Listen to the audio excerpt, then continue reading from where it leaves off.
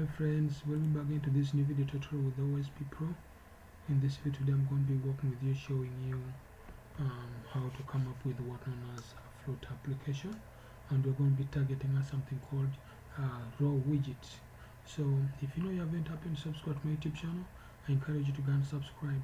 We have very many videos, over 31 videos plus, on our Flutter mobile app application, that if you take yourself time and go and check, the videos are coming daily. Even today we have a new video, and I'm going to be posting videos right now. So more 6 videos are coming today. Please just go and subscribe to my YouTube channel so that each time you can see each time when I post a new video. So without wasting time, this is it. I want us to go and move to the folder where you're going to create our project.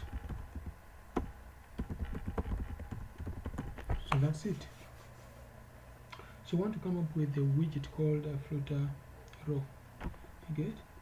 So let's just do that. So this is going to be Flutter. Great.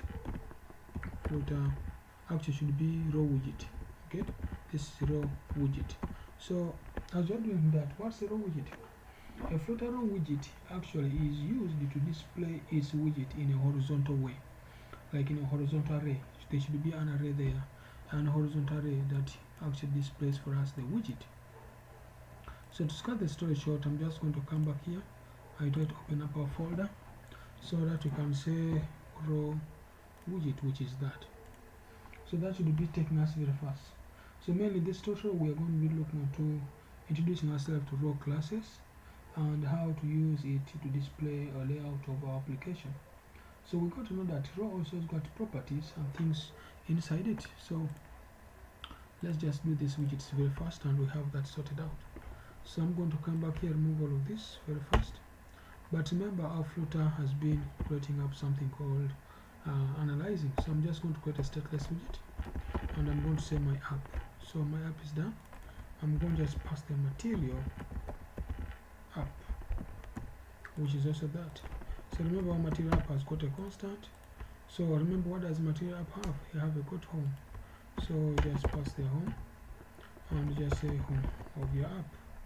So the next thing we're going to do here is to pass in also, but this time around we're going to pass a stateful widget, okay, so that I can pass home of our app right from there. The next thing I'm going to pass inside our stateful widget is something called a scaffold. You guys, if you remember that there we always pass, I always tend to pass a scaffold, which gives us a chance to turn the app bar to them kind of fast, because I want you guys to complete this very fast. And our bar has got title, which is going to be a constant there. Maybe it's going to be having something called maybe text.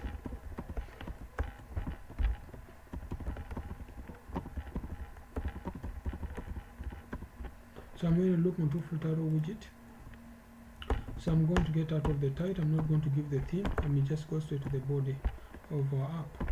Maybe the body of our app, we can actually just define the body of our app to be the body by defining anything, or actually without wasting time, I could just go straight and pass one as raw, which is going to be our raw widget. So this is it. When you come under our raw widget, it has got properties, has got a key, the children, and things like that. So the thing I'm going to do here right now is to pass one as inside our raw widget. Inside our raw widget is to pass one as the children. So the children of the widget that you're going to be giving there is actually going to pass text, whereby I'm going to be saying maybe let me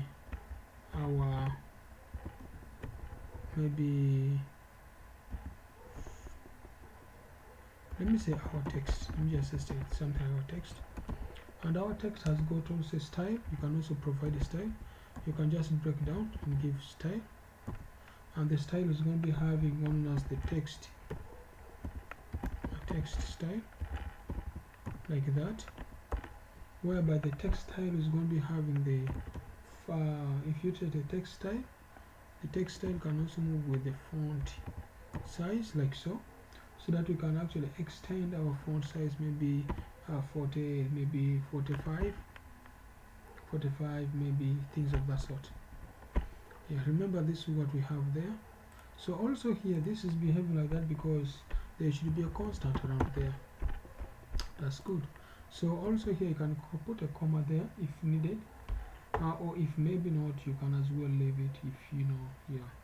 So that here we can also remember the row has also got one other property there called what? We have other property maximum that. Remember here we already have this, and the text comes up to up to there. So if you save, it can always format for you the text. We have that. We have this. So this from the text up here, it tends to, if you check very well, your text from here up, and then you close to here, it is off. So you get out of that by going down. And then we also have something called icon of the app, which definitely is going to be picking up the icons actually.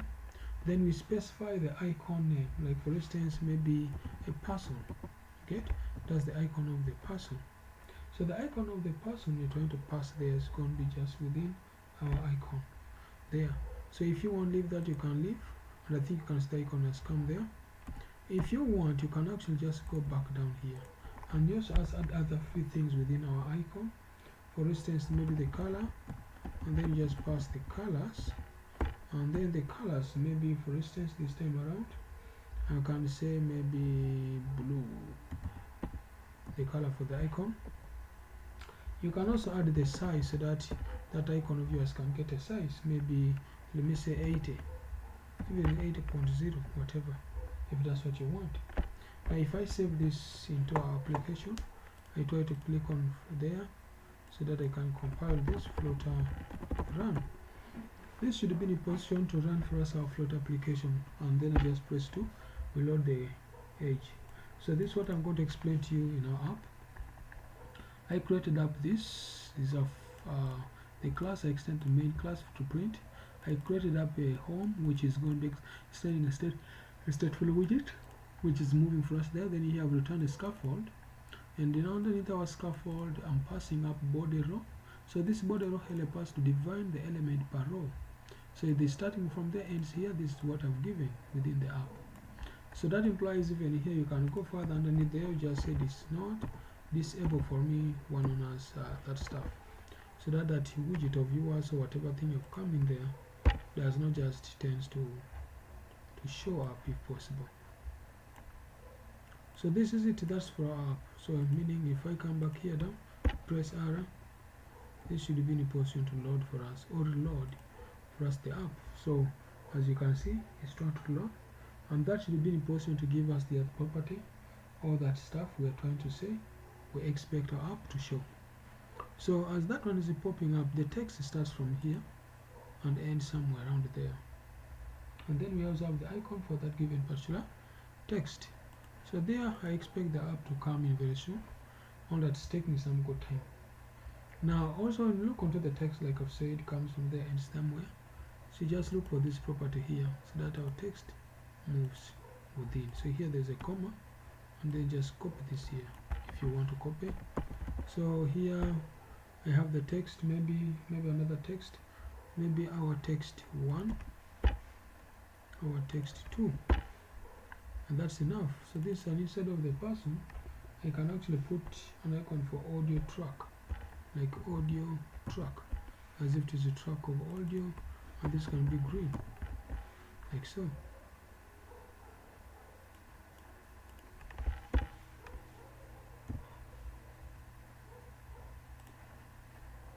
So I think you can see that's it. This is a horizontal, which is actually a row, depending on how many rows or how many stuffs you want to give with your mobile app.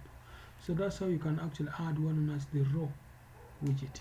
Thanks for watching, guys. If you know you have not yet happened to subscribe to my YouTube channel, please subscribe so that each time I post a new video, you go up on you get notified. So this is how the app to apply one as row widget. Thanks for watching. Thank you.